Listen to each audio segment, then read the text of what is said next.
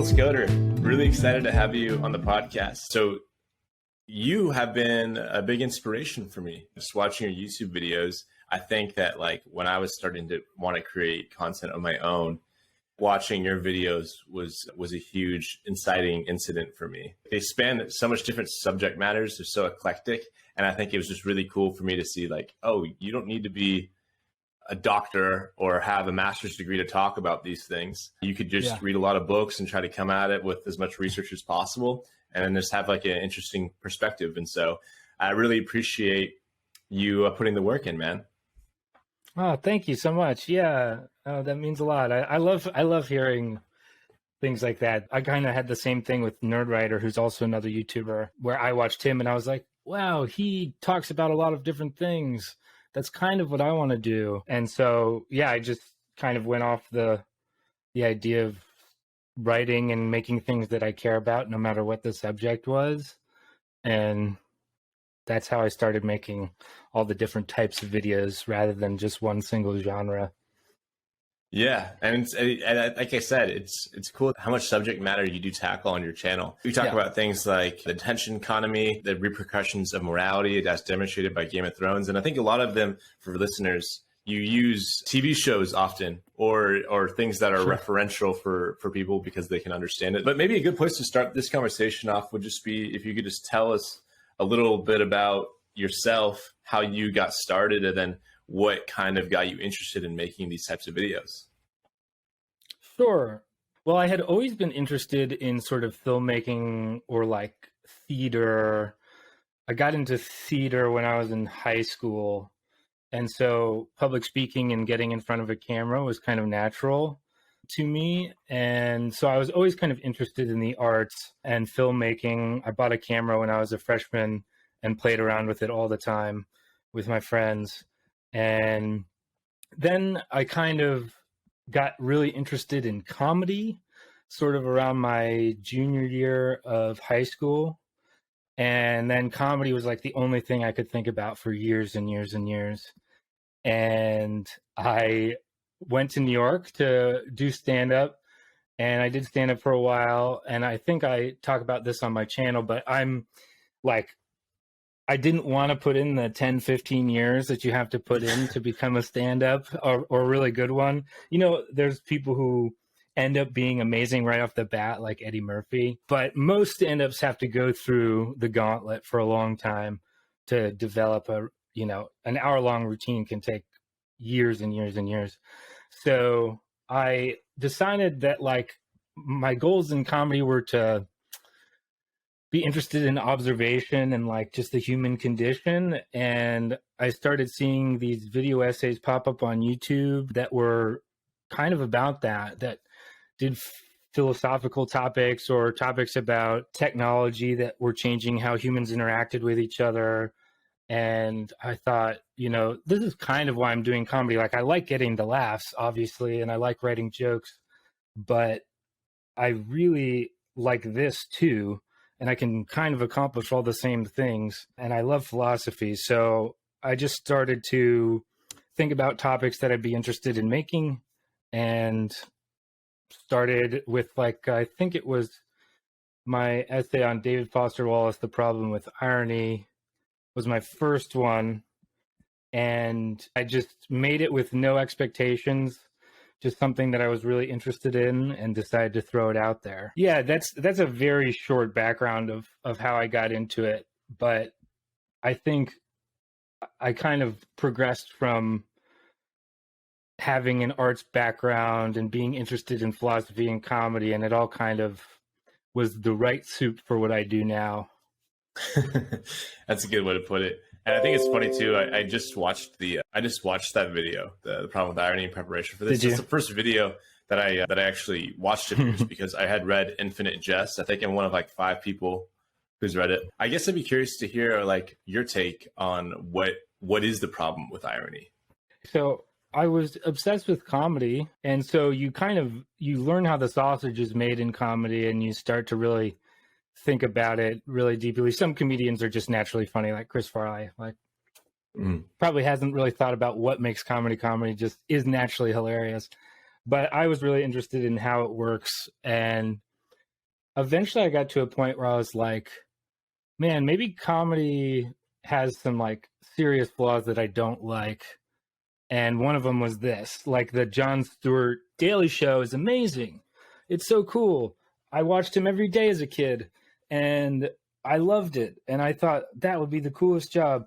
And then as I got older, I was like, it's still a great thing, but also if we just get obsessed with like tearing things down and there's nothing to take their place, that's really bad. And I think that's where David Foster Wallace came in for me when I read, it actually wasn't Infinite Jest that was like the big one for me. It was his essay on irony in television, E Unibus Plurum, which is a reversal of the E Pluribus Unum on our money. And he talks about the problem of irony in television. And of course, it's all over Infinite Jest too. But that essay was sort of the first sort of shocking moment. I kind of like to, there's an old story about how Immanuel Kant read David Hume, the philosopher, and said that he woke him up from his dogmatic slumber.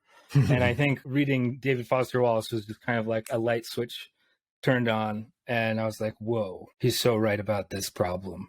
Basically, the problem with it is that it serves an exclusively negative function. So, like, it's great in deconstructing things and taking them apart and showing their pieces and what's wrong with them. But then it doesn't replace that with anything. So the biggest problem with irony is kind of, it really shows you everything. And it's a great teaching tool about already pre-existing things, but then it doesn't point a direction in anywhere that is constructive.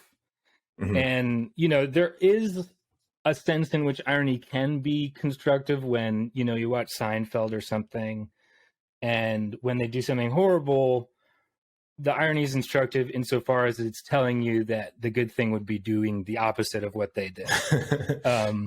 But in a lot of situations, it doesn't give you that information. Right.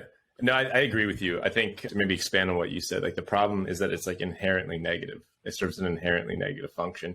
Therefore, it's like inherently cynical because it doesn't provide any solutions to any of the problems that it's presenting. And it's like you said in the video, like irony just reassures us of our knowledge of discourse. And I think that like in a lot of ways too, like it's not just in art. I think we're used to seeing it in art, especially like when we're watching top shows and stuff. But I feel like it's like seeped into like news too. And like the way that media is just presented now, where it's just all ironic. It's all like satirizing itself. Like you watch like CNN or Fox News and it's just like, it's almost like I'm watching someone trying to impersonate a journalist. And it's like, when that is the status quo, it's just inflaming things for the sense of inflaming them. Right. Yeah. Everybody's just talking past each other. Nobody's actually interested in a solution. I think a very resonant line from Wallace is irony is the song of a bird who's come to love its cage. And I think that's very true. But he, at the same time, and I think, when we talk about irony and say all the bad things about irony, we also have to be careful of it not being replaced with like a manipulative fake sincerity as well. And that is also something that I see everywhere too, that's just as bad because, that also doesn't lead us down paths we like too. Yeah, no, I agree. Like, and that's the thing too, because irony really, what it really is like an aversion to being human in a lot of ways. It's kind of like if somebody's like about to play a song, guitar or something, and they're like, hey, I'm just playing this. I'm not really that good. Right. I just started. I don't really sing very often. And then they play and it's like, you're kind of immune to criticism because you just criticized yourself. Whereas like if you were just to say, hey, I wrote this for you and I hope you like it. It's like that strikes a way stronger chord. Yeah. Yeah, absolutely. And it is a very, fear-based thing, I think, that the immunity to criticism is a big one. Mm-hmm. Being able to bring yourself down a peg before anybody else can. great defense mechanism. Yeah, exactly. So you recently, I think your newest project has been really exploring happiness and the secrets to happiness, the foundation of happiness. Another video I really wanted to connect with you on was the attention economy, which is, exploring social media and the tools that social media exploits to manipulate us. And I was curious to hear why you chose that as a subject matter for one of your videos, and why did you gravitate towards making a video about that?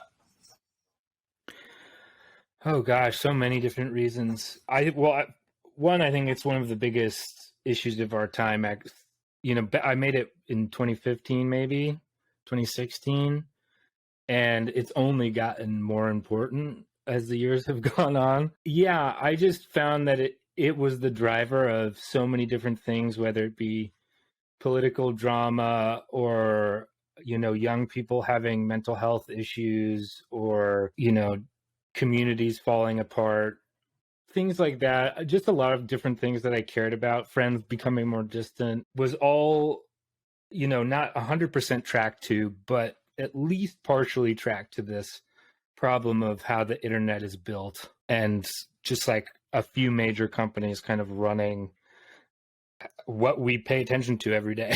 Yeah. And not necessarily immediately declaring that a bad thing, but just wanting to think deeply about it and exploring it. And that was, basically when I make a video, I just want to learn about it. It's for me, right?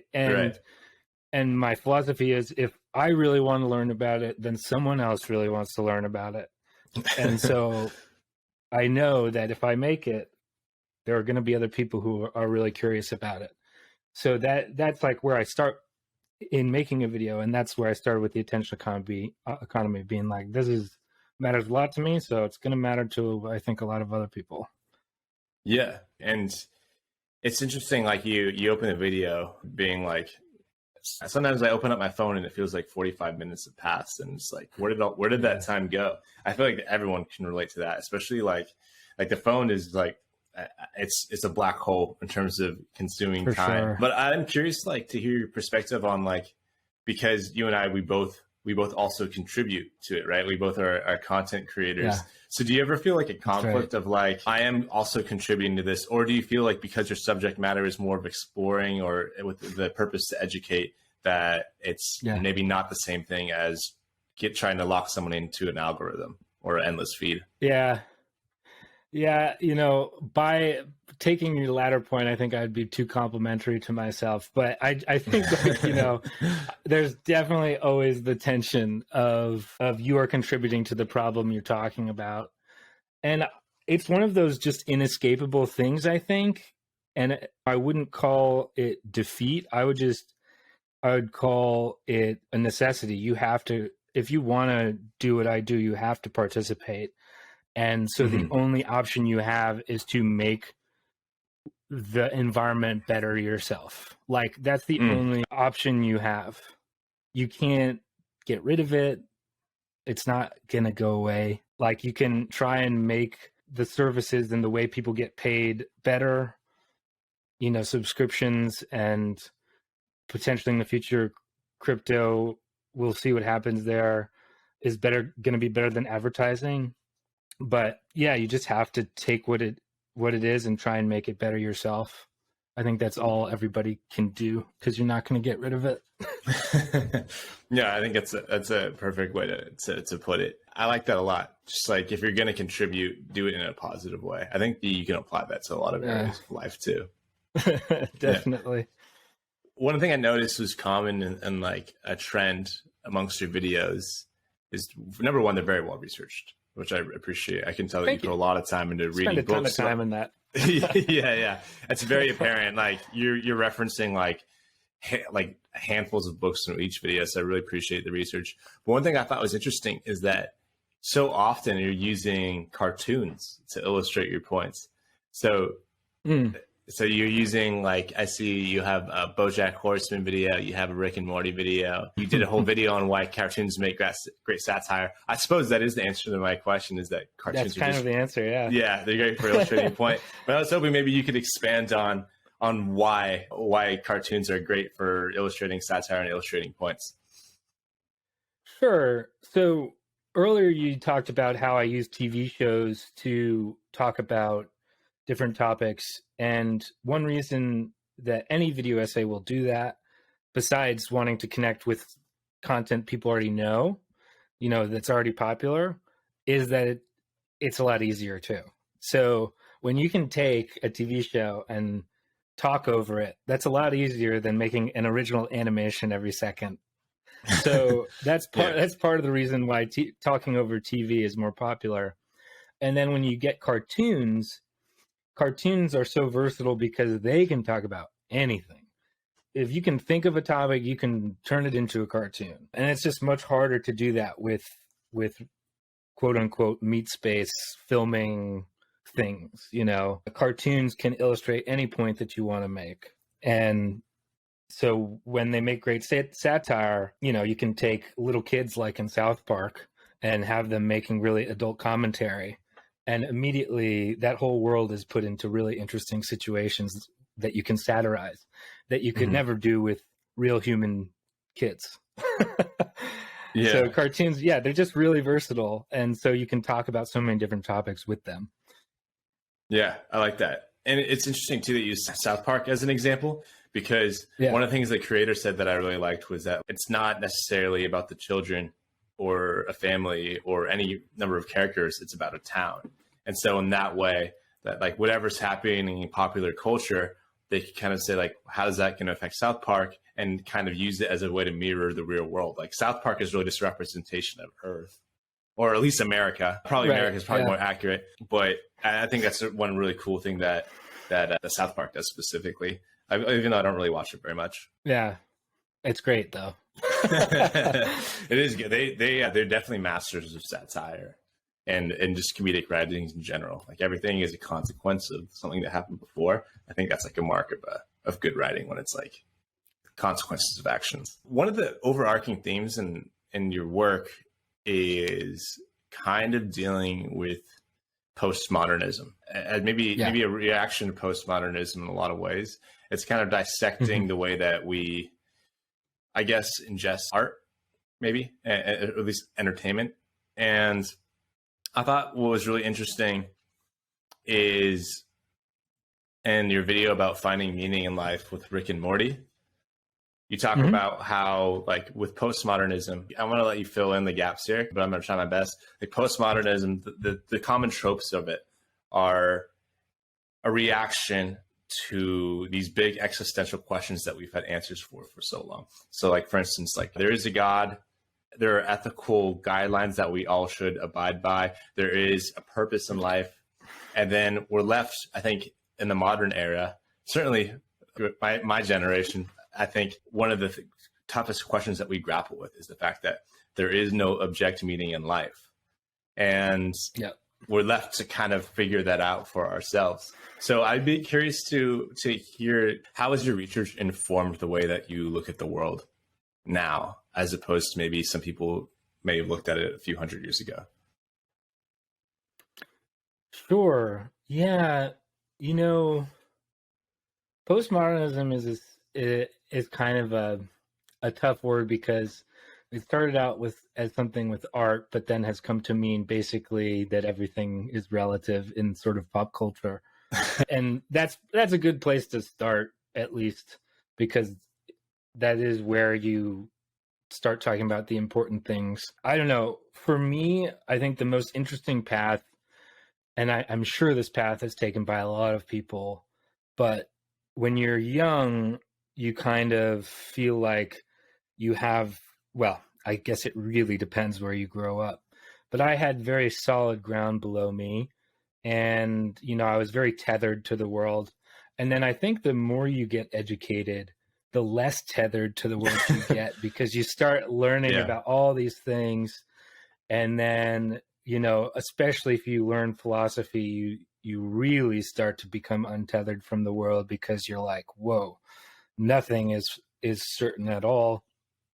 And then I think the hope is that you somehow come back from that, either through experience or reading or whatever, in the sort of sense that, okay, maybe we're not going to figure this out, but we should play the game anyway and play it as best we can and find, our needs and our wants, and still try to live the best lives that we can. And that is the path that I've definitely took. I'm not sure the exact timeline. I'm sure my first existential crisis probably happened early in high school. And then I was probably back on solid ground sometime near the end of college or after college.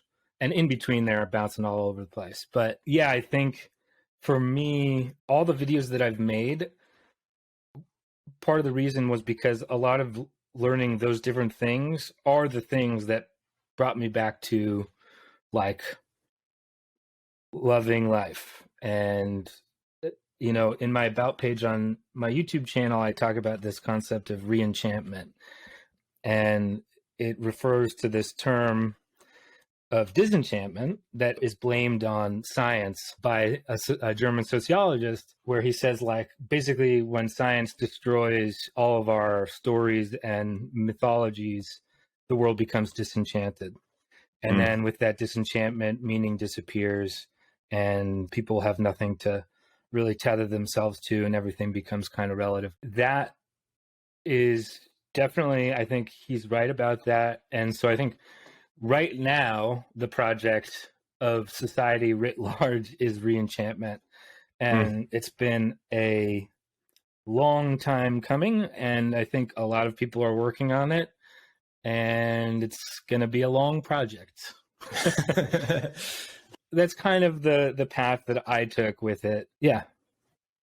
That was a great answer. You start off, I think everyone starts off as being tethered, right? Especially if you have if you have a good childhood, or like a relatively good childhood, you're like, you feel like your feet are on solid ground. And it is funny that like the more that you explore these big existential questions, the less tethered you feel. And I love that you phrase that as an existential crisis, because that's like exactly what it is. Like, I had my first one in high school. I had another one in my early 20s that caused me to become super depressed. And then like the goal though is that like in doing all this research and all this studying, that you eventually find your way back to that solid ground. But it's just so funny, because like the more that you, especially with philosophy, because that was my route too. It's like you start off being like, wait, so like 3,000 years ago, these people were still asking the same questions that we're asking now.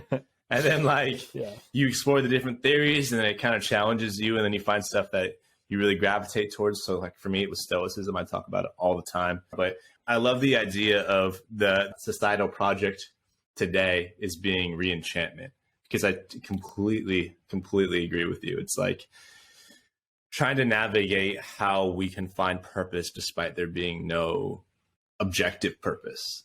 And for everybody, that means different things.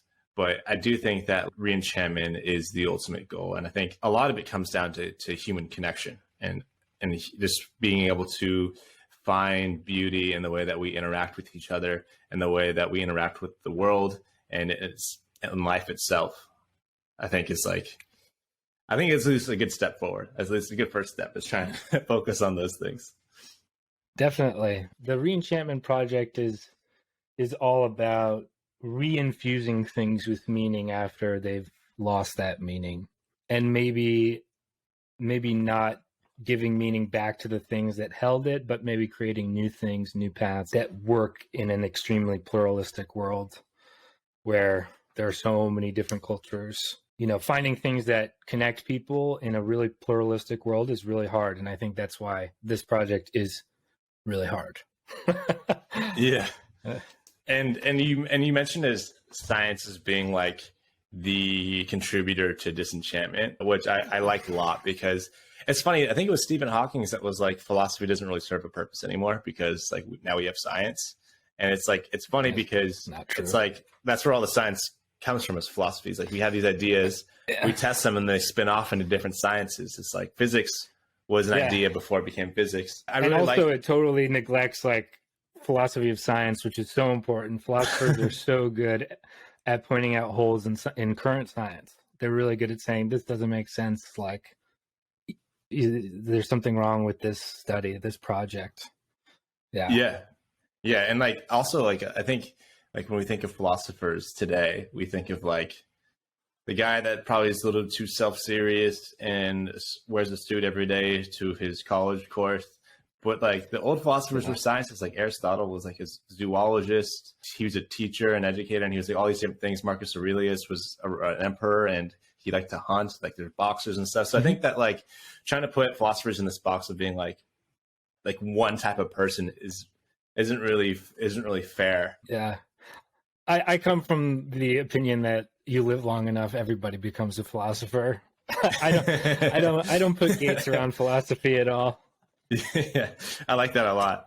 But one thing that I wanted to circle back to that you said that I thought was really interesting was that when you're talking about science disenchanting people, you mentioned that part of it is that it kind of corrodes at cultural things, but also myths.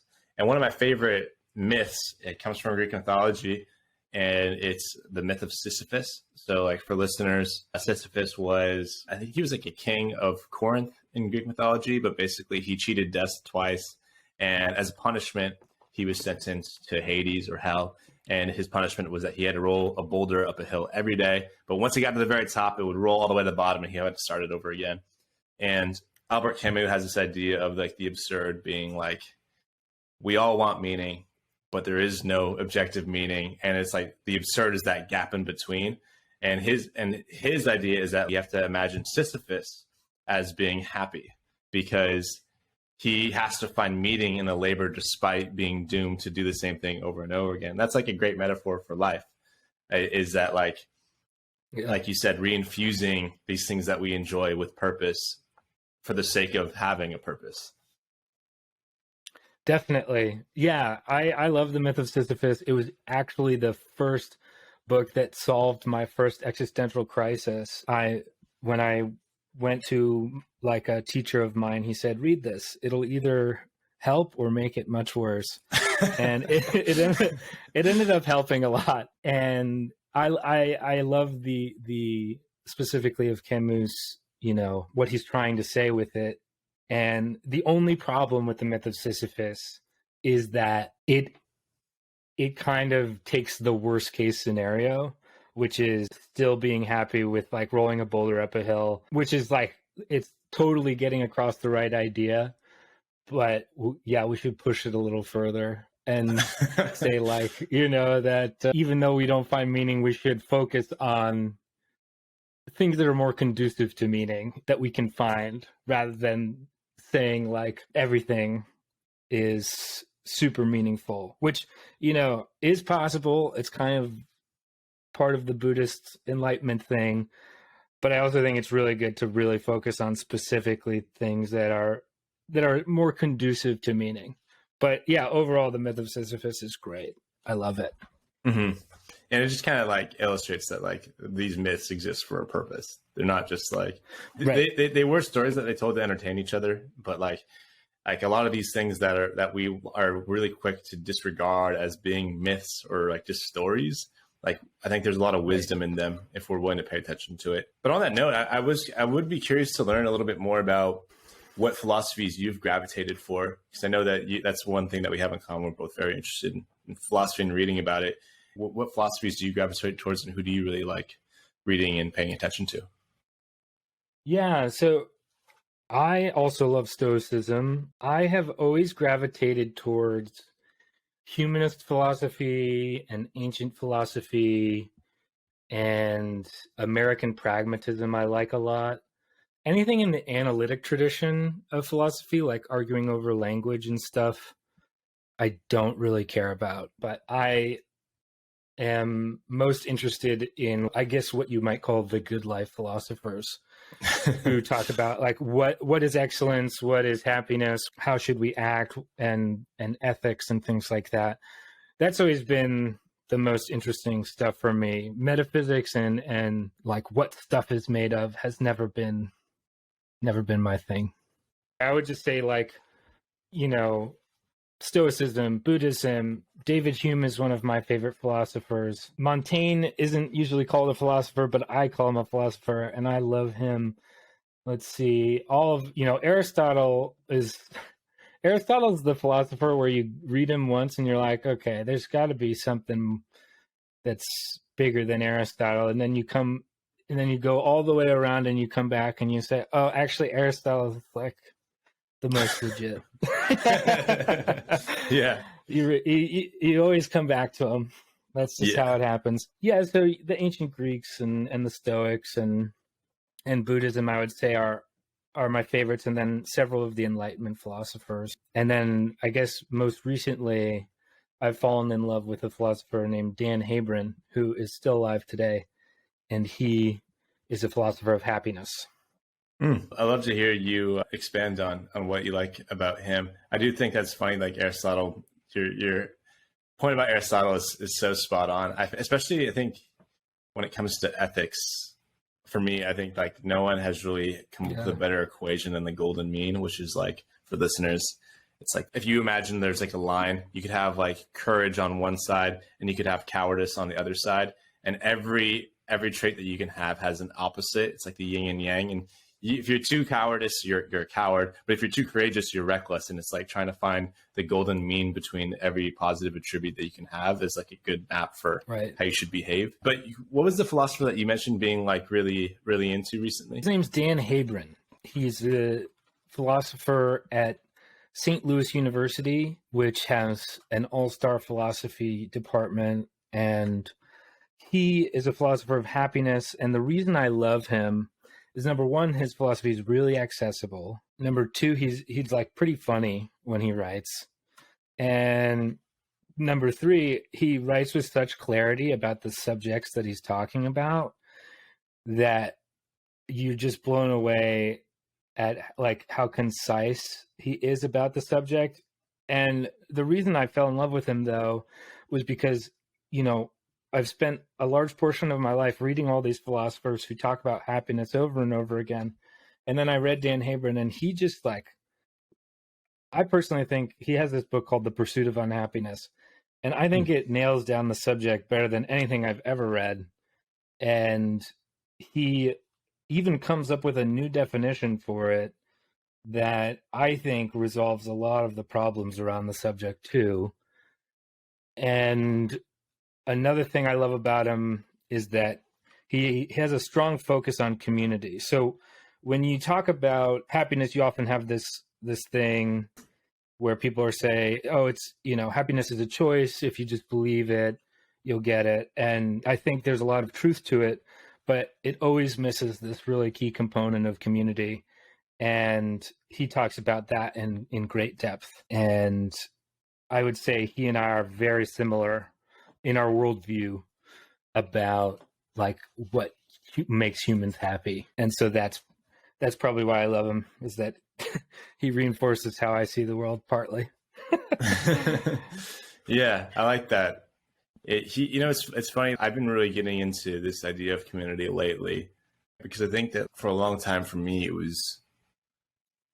I felt like these existential problems or these existential questions I was asking myself, I felt like I needed to solve on my own by either learning more or trying to infuse more purpose into things that I enjoyed doing individually. And more recently, I've kind of discovered like the importance of community, where it's like especially with like the stuff like this, like it kind of takes a lot of time out of my day when I'm also working at the full-time job. I'm sure you can relate. And it's like, I was just thinking to myself, like, I need to be focused on this work, this creative work, because that's what fills up my cup, and it does. And I think like now I've been coming back to like the sense of community and what it means. And I think having that be a focus and like really trying to focus on the appreciation of community has really added another layer to my enjoyment whenever I spend time with people that I care about. Absolutely. Yeah. I think one thing that's really tough for modern humans is that work is very disconnected from community. Up until recently, just take the Amish, for example, like they are very co-involved in everything they do, whether they're farming or building something. It's both their work and their community. It's the same thing happening at the same time in the same place. And for a lot of modern humans, they're separate. And so you have to treat them separately, and it's just harder. It's like a whole nother responsibility. And that has made community much harder, even though it's so obviously a big need of ours. So that is one of the things I care a lot about. And I think the internet helps a lot, but it doesn't quite do it. So that is definitely one of the hard problems of current existence, for sure. Yeah. And there are definitely a lot of hard problems. I like the idea of the fact that work being disconnected from community is a problem. I never really kind of thought of it in those terms, but I definitely can understand how that is the case. And I think the Amish are a great example. I was talking to Kevin Kelly recently on this podcast. He's a big fan of the Amish. I think he goes and he lives with the Amish like once a year for like that. He's got an Amish looking beard. He does. He does. Yeah, I'm sure he has no problem blending in. Yeah, but I think he has a lot to say on the subject. One thing I thought was really interesting is like, even when it comes to technology, like what technology they're going to be used, they want to use, they're not like actually like a lot of people think of like the Amish as being like, we don't use any technology at all. And that's really not the case. As far as I understand it, it's more about being extremely, extremely selective about the technology that they do use. And when it comes to deciding if they want to use the technology, it's like there'll be like elders and they can say, okay, you can use this piece of technology and we're gonna moderate it. We're just gonna keep an eye on it and see how it affects you. And if it doesn't benefit the community, then we have to get rid of it. But if it ends up being like a tool that's useful for the community, we can maybe consider keeping it around. I think that's a really interesting way to look at technology. It's a pretty good way to look at it because it's very intentional. Yeah. And that is the most important thing. Are you using something intentionally? Yeah, that is a good metric, I think, when it comes to using technology. Because so many, like almost every single time I open up my phone, it's without intention. And there's never, ever, whenever I do that, and sometimes it is, like sometimes I'll send an email out that I needed to get back to, or, sometimes you have good interactions with technology when you do use it intentionally. But when it's like those times where you open up your phone just because you're bored, that it's like, that's the time suck. That's like, when you get out of that, you're like, what did I even do? Like, how was I spending my time? Yeah. Oh, those are the worst. I also don't like going in with intention and then having another 40 minutes after the intentional thing happens. So you send the email, but then another 35 minutes of doing something you didn't want to do simply because you picked it up. Oh man, that's tough.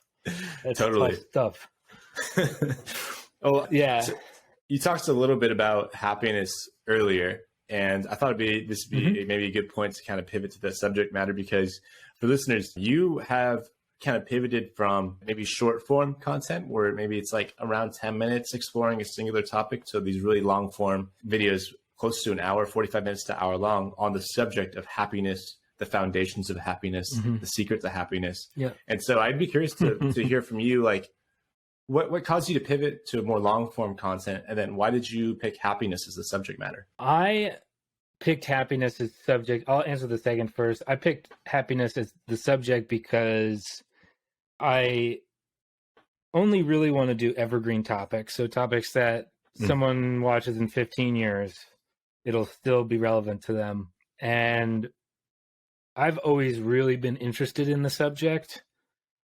And, it's one of the biggest topics of all. And I think it's just really important to have a good foundation on it. And I felt that a lot of people, even though it seems like it's at front of mind for humans all the time, I actually felt like a lot of people don't have a good foundation in the subject. Yeah. And so I really wanted to get something that was really comprehensive out there that helped people, again, in this concept of re-enchantment, sort of put a stable floor under people's feet, give them something to tether onto and say, this is something purposeful. This is something that's fulfilling my needs. This is X and Y and Z. And I felt that some stuff is really common sense, like connection. But I think sometimes people just need it repeated, and sometimes people need someone else to tell them, to be reinforced. Like, so much of reading psychology is just reinforcing things that you already kind of had intuitions about. Mhm. A lot of times you're not learning anything new. A lot of times science is just, like, I totally thought that, and now it's good to know that a study said so. Yeah. So I think I felt that a lot of young people too, with the mental health crisis, and we've just been talking so much about mental health in the past 10 years in the US, and I think it's really important for something like this to be out there, is really what sort of got me going on it. Yeah. I like that. And it's funny, like, happiness is such an elusive topic, which is, I think, why I like your videos so much, because it's really trying to pin down what happiness is. And it is like, I remember when I was really depressed, the thought that I would always have is like, why am I never happy? And I didn't really even ask myself what would it mean to be happy. It was just like this idea of like, wake up, I'm very unhappy. I just knew that I was unhappy. I knew what unhappiness was, but I didn't know what it really meant to be happy. I think I kind of understood it in a kind of transient sense, where I knew like, I know what fun is. I know what it means to have fun, but I didn't really understand like what it meant to feel happy. And I think it's really cool that like you're really exploring what that is. So what do you think happiness is? The way I see it is that it's a general emotional condition that exists on a deeper level than anger or even anxiety or anything like that. It is a general condition of your affect that runs much deeper. So the metaphor that is used by a Buddhist I really like is that happiness is when there's waves on an ocean, those are your emotions and those are your feelings. But happiness exists in the depth of the ocean. It has nothing to do with the waves. And the depth of the ocean doesn't change. And so if you're really unhappy, that's where the depth comes in. So it's either unhappy or happy, and it has to do with the depth. But you can have any emotions in the waves. You can be sad, but funnily enough, your emotional condition is overall very happy. And I think that is a really tough hurdle for a lot of people to get over. And the only way you can do it is to really describe it in great detail about why, and try and provide some of the science for it. And in the first episode of the series, I talk about how we use it with language. Like, when something really gets to you, it really brings you down, but something can also totally bounce off of you. And so we talk about these like levels of the self, or consciousness, if you want to call it that there's a clear distinction we make in our language. And if you recognize the distinction, you'll also start to see it in your affect, in whether your general emotional condition is happy or if it's definitely depressed or something like that. But to get like really detailed about the definition beyond it being an emotional condition, is that I think happiness is made up of several different emotional states, some that are longer lasting than others. So, I think tranquility is probably the basis. The Stoics talk about it a lot. Tranquility is kind of the numero uno, and I think that is one of the longer lasting things. You can be tranquil for long periods of time, weeks, months. Then this comes from Dan Habron, uncompression, which is basically the opposite of stress, I would say. So when you're compressed, you feel like you're being put in a box. There's a big weight on your shoulder. You feel heavy. Uncompressed is free, open, expansive. So it's kind of like the opposite of feeling really stressed out. Uncompression, I think, is really underrated. And I don't think people really recognize whether they're compressed or uncompressed until it hits them in the face. Like, it's really hard to recognize on your own. Yeah. It only happens when like you go on a vacation and you like are riding a surfboard and you're like, holy crap, I was super compressed this whole time. And now I'm not. But I also think uncompression can last a really long time.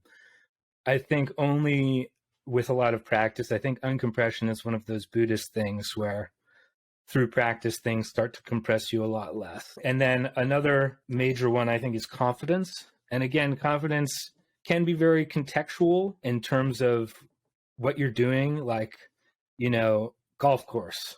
No, I'm not confident on the golf course. But as a general, I am confident in myself, that can be a very general feeling that can last a really long time. And each of them have opposites. So the opposite of confidence is insecurity. Opposite of uncompression is compression. Opposite of tranquility is anxiety. So that's like the first base level.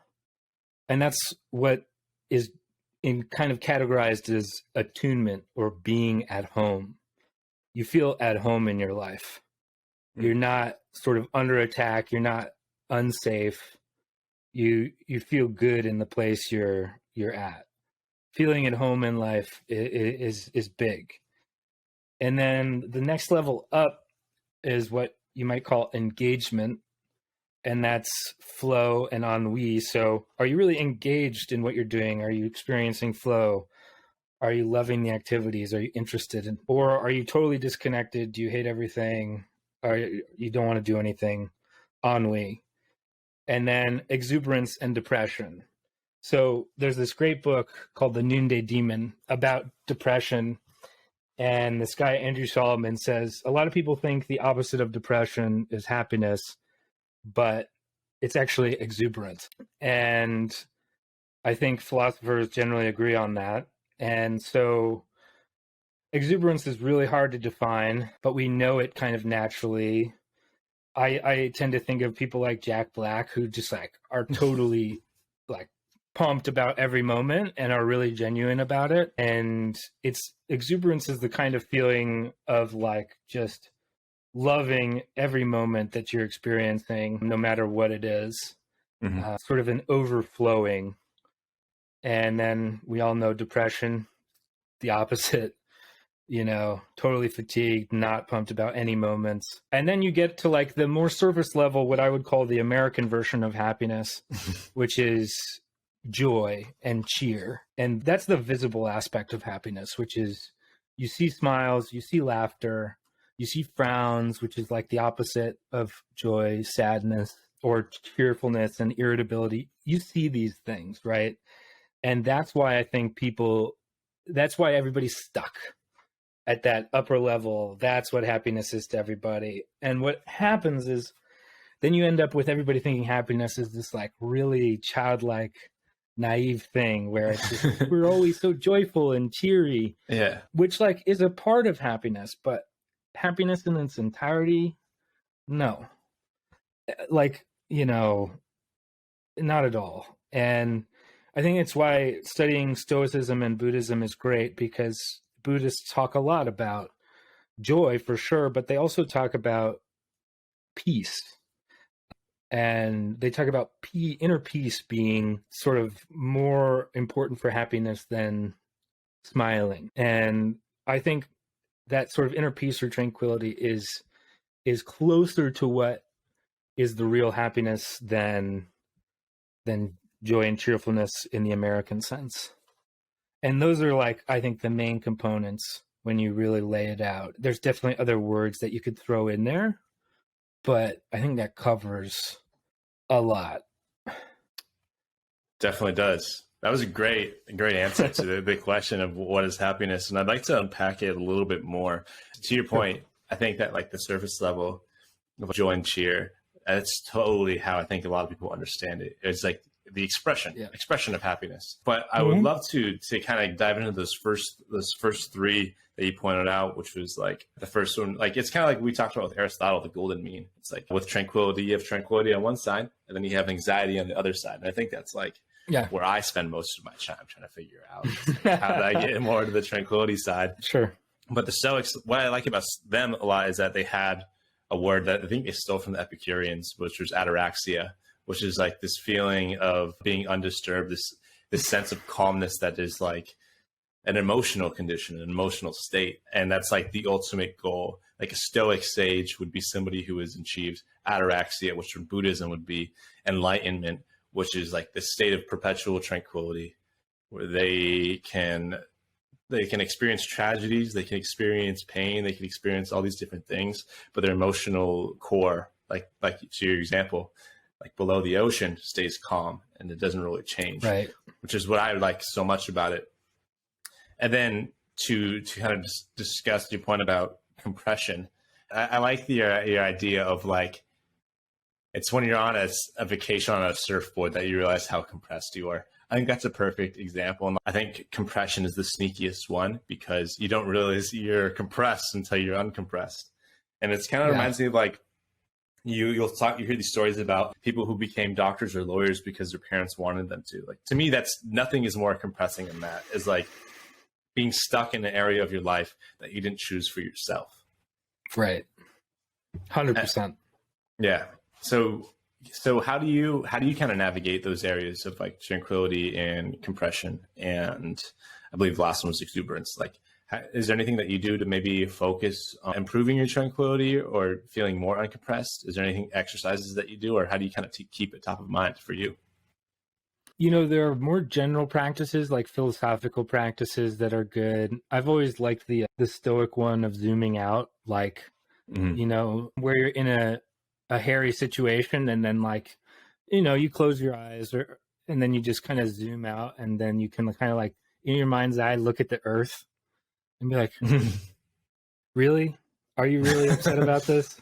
Yeah. I think just making yourself small is very helpful because a lot of times when you get upset, it's because you're making yourself too big. You're making yourself too important. I think, you know, as a general practice, I really like that. In terms of compression, uncompression, I love sports. So like, there's nothing more uncompressing to me than going out and playing sports with people. That is a really big one for me. What sports do you play? I'm a big tennis player. Okay. Yeah, Nice. Yeah, big tennis player and very accessible here in Florida. But throughout my life, I've played pretty much everything except for I never played football or lacrosse or hockey. But everything else, I've played at least a little bit. And my brother's a really good athlete, so I just grew up getting crushed by him in different things. But yeah, that's a big one for me for uncompression. And then other uncompressing things is having a long conversation with a close friend, because you kind of disconnect from the things that are compressing you. And I think talking to a close friend where you're your full self is probably the least compressing thing in the world. Going into nature is a big one, partly because you're disconnecting from society a little bit. And also, I think humans just have a natural uncompressing reaction to nature. Those are big ones for me. And I have gotten much better at what Kevin Kelly calls slack over the years for uncompressing things. And it's just making them more of a priority. And also realizing that when you do put that slack into your life, the work comes easier and you do better work. Totally. And you do more of it, actually. You know, paradoxically, the less time you spend on your work, you probably end up doing more as long as that free time is used to relax. Because when you get back to it, you're actually more productive. That's been my experience. Yeah, those are several things that I like to do. And then just generally focusing on like the really big things, like, do I really value what I'm doing? Am I actually interested in it? Is this a goal that I really have? You know, is this serving the purpose I feel like I should be serving here? Just big questions about the things that I'm doing help me feel more aligned with what I'm doing and therefore less anxious about it, less, you know, feeling like, oh my gosh, you know, I actually feel more uncompressed when I align myself with stuff because it makes me feel like I'm doing the right thing. And the confidence thing doesn't even cross my mind because I'm just so into the thing I'm doing that I don't care. I'm going to put it out there. Yeah. I think that the confidence thing is interesting, but to your point, like out of the three things, so you mentioned tranquility, uncompression, and confidence as being like the three like base foundations for happiness. I think like to me, I think compression and tranquility seem like the more important ones, because I feel like if you can make a lot of progress in those two areas, the confidence comes. But Definitely. Yeah, I agree. I would say confidence is one of those things where if it's a deficit, it's very noticeable. Whereas if yeah, if you have it, it doesn't seem that important. It's definitely one of the ones that yeah, if it's not there, it's like the worst thing ever, though. yeah, So I always understand why it's, part of being at home for sure. yeah. It's like the self-consciousness makes the other too much harder. I think, and like Yeah. I mentioned before, like I think most of where I spend my time is the first part of the tranquility, trying to solve for anxiety. I think like to your point of like confidence being the most noticeable, I feel like uncompression is the most unnoticeable. It's the one that can go under the radar the most. And I think anxiety can too, because like for me, I didn't know what anxiety was for a long time. I just thought that I was an overthinker. And then it's like, no, I'm actually just anxious all the time. So I had to figure that out. But I like what you said about in terms of uncompression, of being like nature as being a source for stillness and uncompression. It kind of reminds me, because it's like, I don't feel like we ever really get silence anywhere. And I think that we're not built for that as humans. Like we need that. But it's like, you can't go anywhere without, like, you can't even walk around like a mall without hearing music playing. Like just everywhere you go is you're going to be sensory overloaded no matter what. Mm-hmm. And it's like, Yeah. I think to your point about like getting out and finding stillness, it's like, sometimes it's just like lying underneath the stars and like really getting perspective on how small you are that really contributes to that sense of uncompression, feeling like things are okay. Definitely. I think the noise keeps you in a smaller world. Mm-hmm. It keeps you in the Spotify world. Yeah. By listening to Spotify all the time, you are always in the human world. Mm-hmm. And I think, like the classic, I live near the beach and I love walking down the beach in the morning and hearing the waves. And I'll put myself in the bucket. I definitely wear my headphones sometimes, but I think it is funny to really impose it on yourself as well. I think we're at fault a lot of the time too. And it is really important to get out there and experience the silence, but you have to do it a lot in order to, I think, become comfortable with it. I think a lot of people, because they've grown up with the machine buzzing, they're uncomfortable when the machine isn't buzzing. And so you kind of have to train yourself a little bit. Yeah. Yeah, totally. I do like the idea of going for walks without headphones. It's one thing I try to incorporate on a daily basis.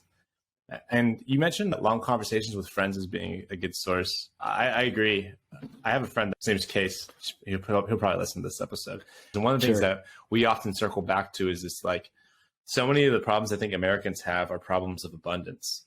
And so it's like trying to wade through all of that can be really overwhelming. And I think a source for anxiety and compression, because it's like sometimes we're just overwhelmed by how much shit we have available to us. Do you ever feel that way?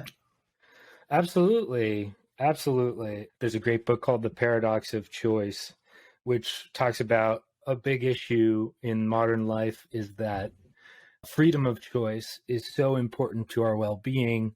And yet freedom of choice also makes us miserable because it simultaneously takes away the freedom from having to make a choice in the first place. So Hell of a paradox. It's this, it's pretty brutal because it's great to have choice, but it's also really a huge burden to have to make that choice. And you see it all the time with younger people in trying to choose their life path. There's so many options. Whereas before it was like, you're going to be a farmer. That's what you're going to be able to do. Yeah. And whether or not that farming job made that person miserable is a different question. But the fact that they didn't even have to make a choice totally removes all of the brain, all of the anxiety about where their life should go. It's chosen. So in a sense, that person has freedom as well. It's just a different kind of freedom. Yeah, that's really interesting. Another thing that I thought was interesting in your research, was this idea of satisfaction and happiness. There's a big difference between them. I think that like I think a lot of times we correlate happiness with satisfaction and life satisfaction, but you made the point that like there are actually very distinct differences between the two. And I was hoping that maybe you could elaborate on what you see as being the differences. Sure. Well, first I'd say that nobody can claim a right definition for happiness. And so Sure. people definitely use happy to mean satisfied. You leave a movie and you say, I was really happy with that. What they're really saying is I was satisfied with that. They weren't saying, I was tranquil with that. Like, I was confident with that. Yeah, no, it's when people say I'm happy with something, they're saying they're satisfied with it.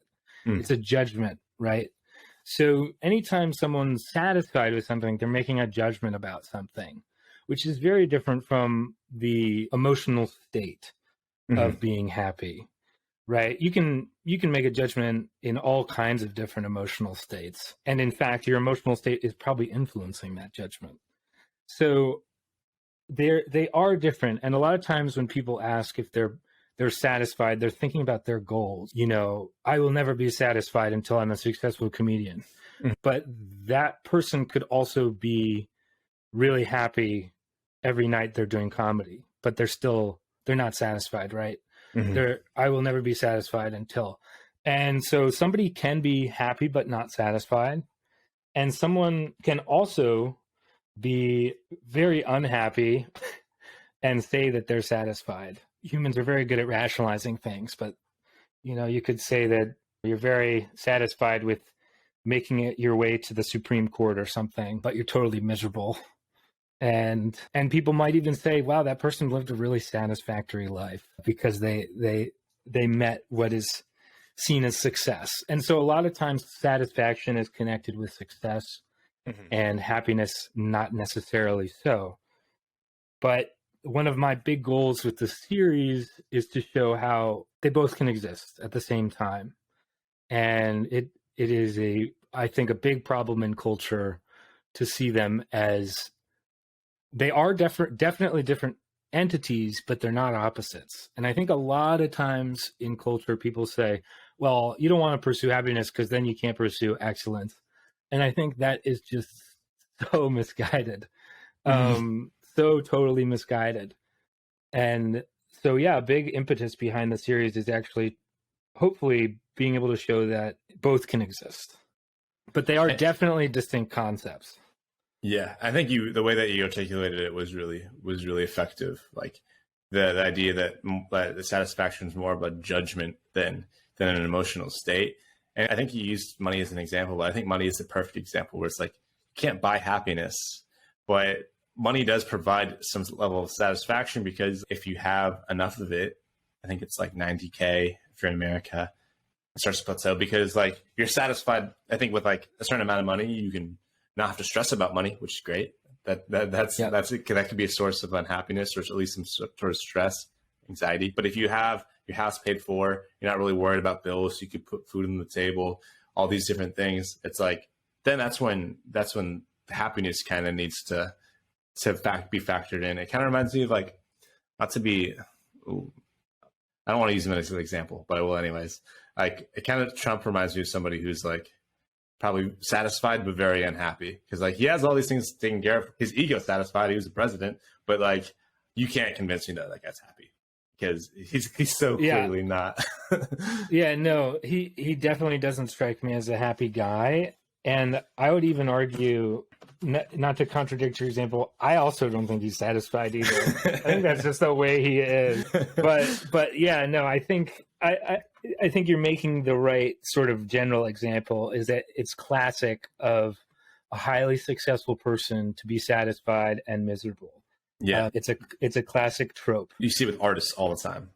Yeah. And I think, we also tend to overgeneralize that example. There are definitely very happy people who are also very successful, but it is just the case that you can be all over the spectrum with both of them.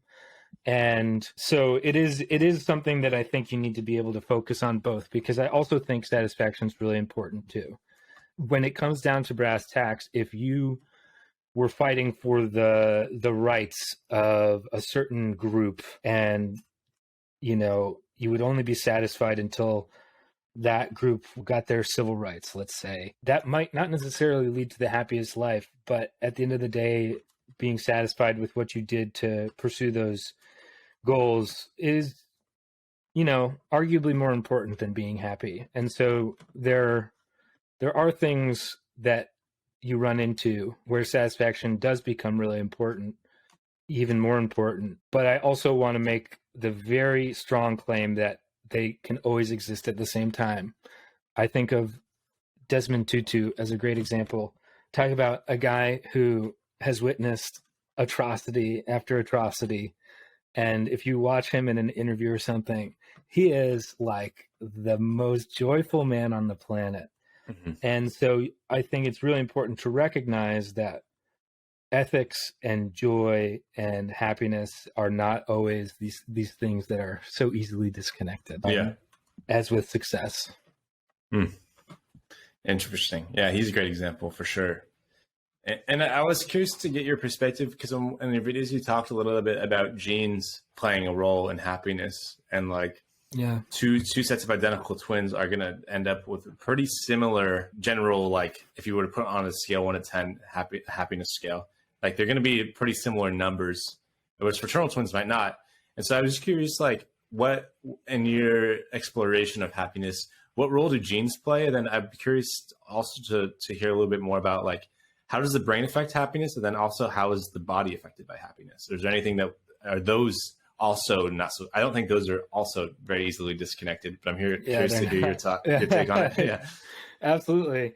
Yeah. So genes is like, an eternal argument. They obviously matter some percentage. Nobody could tell you the exact percentage. People who want, my experience is people who want genes to matter more will say genes matter more. Yeah. And people who want culture and upbringing to matter more will say that matters more. I don't think it's an eternal argument. I don't think you're going to get an answer. I will say that I think, there's the classic trope of parents having 2 children and thinking with their first kid that they could mold him into anything. And then they have their next kid and they realize, like, they play a much smaller role, like the genes of their kid. She grows up her temperament's different, and they're not going to necessarily change that. So genes obviously matter. The percentage is tough. The way I think psychologists view it is a range. So you have like a lower bound and an upper bound. And based on your sort of genes, your lower bound and upper bound kind of are like this, right? Mm-hmm. So if your temperament happens to just have a lower bound tier, you're maybe luckier. And then what you do changes where you are within these bounds. Mm-hmm. And I think I tend to be on the side that environments matter a lot more than people think, just based on my experience and my understanding. Because again, back to that surfing example with uncompression, a lot of times humans think they're happy and then they go do something and they're like, oh, I wasn't happy actually. Yeah. I thought I was, but I actually wasn't. Yeah. And that's actually why humans are pretty bad at pursuing happiness in the first place, is because that's kind of the tricky thing about consciousness, is that it's the realest when you're experiencing it. And then it's hard to remember what it's like between different times. Mm-hmm. And so,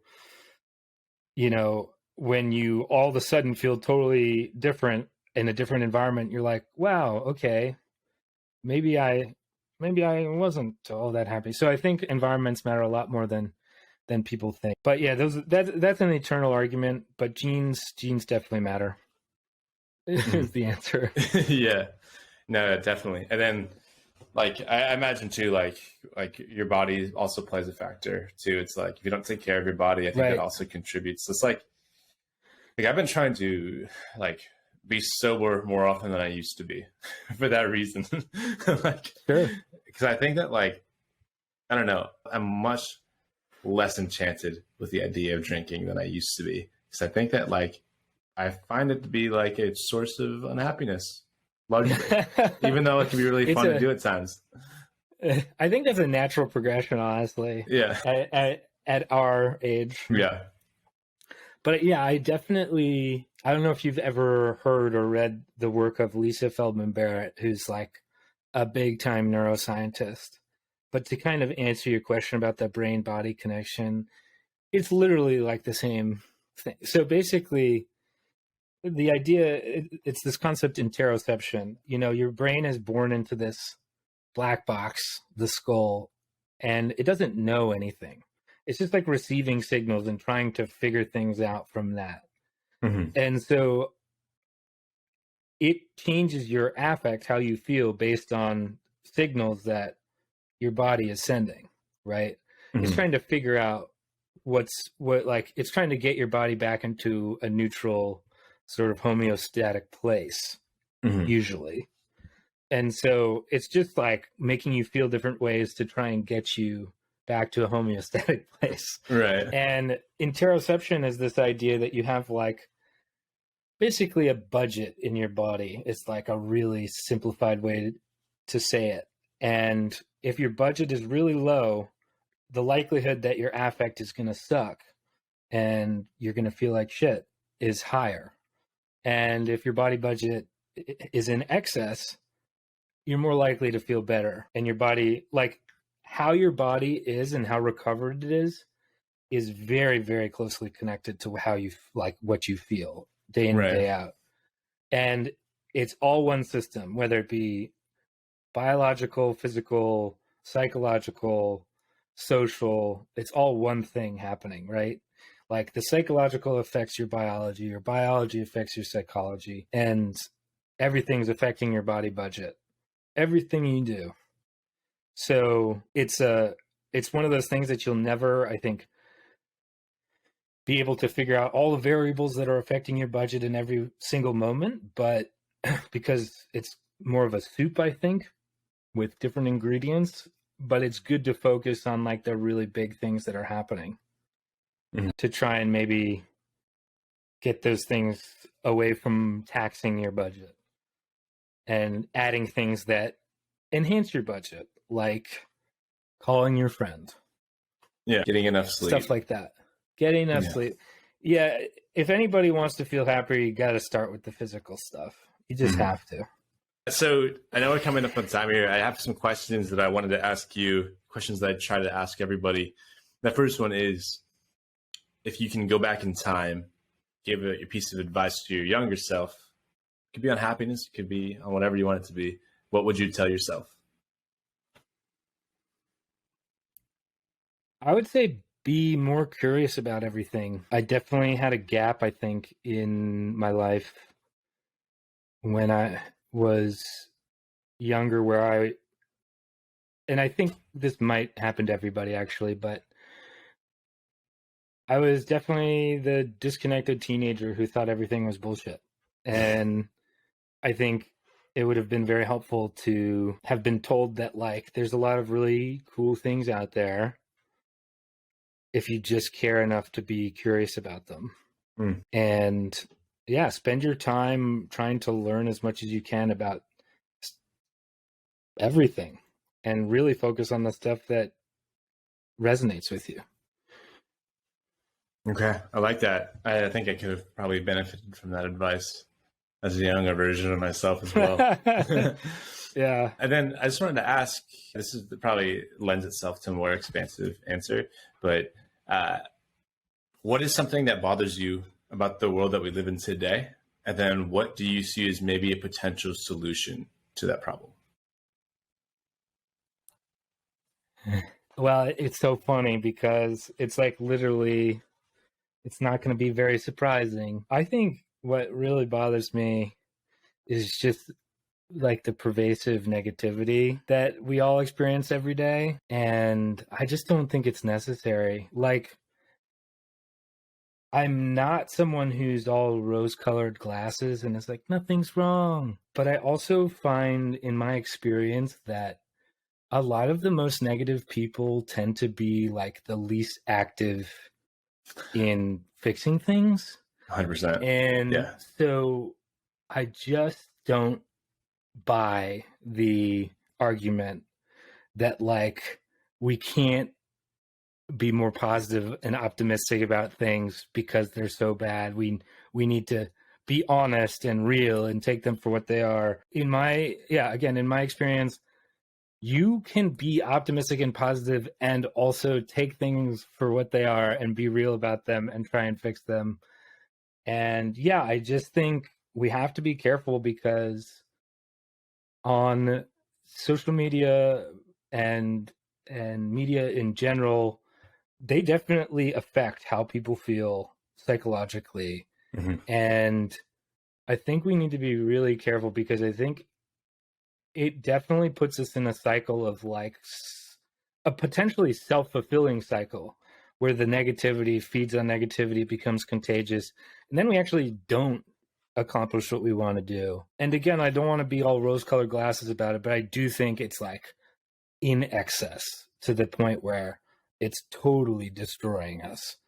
And there's just, it's just not, we haven't figured out the internet yet and how to make it more constructive. I understand that it's still, in terms of history, a really young technology, but it doesn't mean we can't try and make it better individually. And yeah, I would say that's probably what bothers me the most, as simple as it is. And then, yeah, fixing it, I think each of us can try our best to be more constructive, less dunking, as you know, as fun as it is. And it's part of the reason I'm making the happiness series. I think I'm really trying to show people that there aren't these contradictions in their heads between these things, where you can be positive and helpful, you can be moral and happy. Like, I think it's really important to break down those philosophical objections to these things, because I think a lot of people have them. And I also don't want to say that you can't, I think the optimistic thing is to do something, whether you're positive about it or negative about it. The optimist is the person who's doing something. Yeah. So I would love to see us work on that a lot more, and obviously have the social media companies do something about it. But I'm not keen on providing the correct answer to that because I don't know. But I think we can definitely work on it. Yeah, it's a great answer. I agree with you. I think that a lot of people treat the internet as a therapist or like a boy that they like to scream into. But yeah, I think like going back to like the irony problem, I think like the problem that we have is less one of irony than one of cynicism. And it's like, to your point, one of the problems I have with the internet is like, it's just a lot of people complaining about the circumstances. And that's not to say that they shouldn't. There's a lot of things to complain about. We have, so many issues, but like, to your point, like I think the solution is to do something about it. And if you're like, if all you're doing is complaining about it, like, this doesn't help anybody. So yeah, I like the idea of being proactive about the stuff that you're maybe have a tendency to be cynical about. Definitely. And it's impossible to be active about everything you care about. Mm-hmm. And that's another thing is like, I would probably tell my younger self, like, keep it focused, bud. You can't do everything. Yeah. I like the Evergreen Topics approach. It's something that I'll probably use as a personal compass as well. That's why philosophy is so great. It's evergreen, even all the way back to the ancient Greeks. Yeah, 100%.